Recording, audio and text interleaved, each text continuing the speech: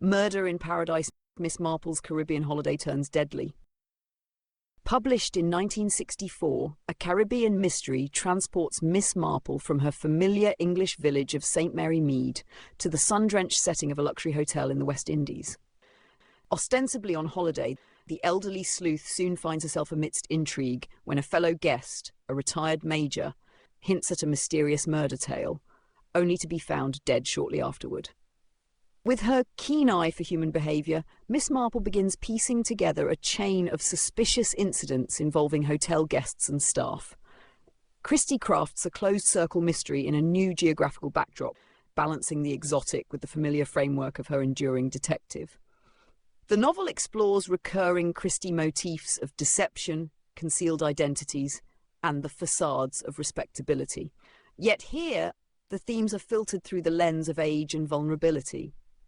Miss Marple, older and somewhat physically diminished, must rely more on psychological acuity than on mobility or access.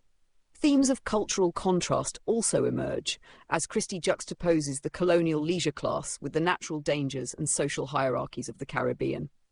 At its heart, the story reinforces Christie's enduring theme that evil can lurk behind the most genial of smiles. Miss Marple remains sharply drawn, her blend of gentility and quiet ruthlessness intact. Christie deftly uses her status as an elderly woman, often underestimated, as a tool for both comic effect and investigative insight. The supporting cast, however, is more uneven. While the array of tourists, expats and staff provide colour, some feel more like archetypes than fully fleshed individuals. The Caribbean setting, while providing a refreshing change of pace, is painted more as an exotic backdrop than as an organically integrated cultural environment. For modern readers, this portrayal can feel dated, leaning on stereotypes rather than nuanced engagement with local life. The narrative builds steadily, though less tautly than Christie's most celebrated works.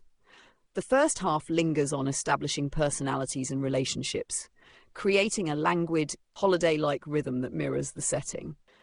The murder itself injects urgency, but the pacing can at times feel more leisurely than gripping.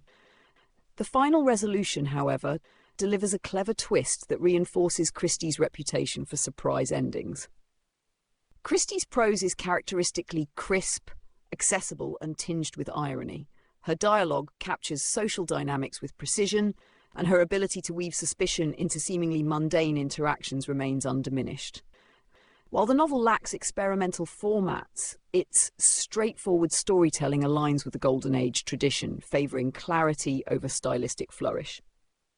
The novel's greatest strength lies in Miss Marple herself. By placing her outside her home context, Christie demonstrates the universality of her methods and intuition. The tropical setting adds novelty, and the central conceit of the underestimated old woman uncovering truths others miss remains both entertaining and psychologically astute. A Caribbean Mystery is not among Christie's finest achievements, but it remains a pleasurable entry in the Miss Marple canon. Its strengths lie in character observation and the ultimate unravelling of the crime, though its weaknesses include a somewhat superficial treatment of setting and a slower pace than her more tightly wound mysteries.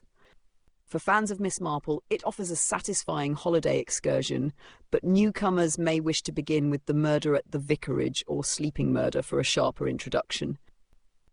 The book will most appeal to those who enjoy classic mysteries imbued with gentle wit and understated psychological insight.